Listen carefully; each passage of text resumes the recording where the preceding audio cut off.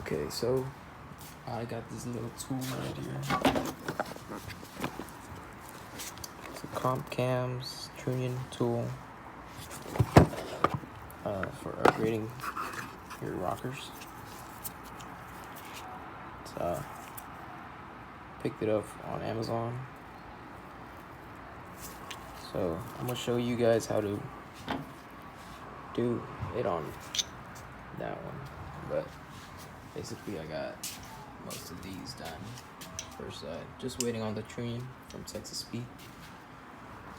But let's get to it. So it would have been easier if you had a vise, but since I don't have a vise, I'm gonna use these. Forgot what this shit's called. Yeah. So put the arm right here.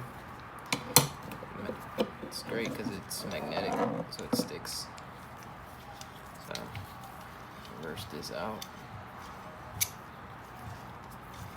and let's try to align it. Just put this. It comes with this. So make sure you align it into the bearing. So it's gonna be like this. And then you just twist it. It's gonna crack, but just don't worry. Sometimes. There you have it.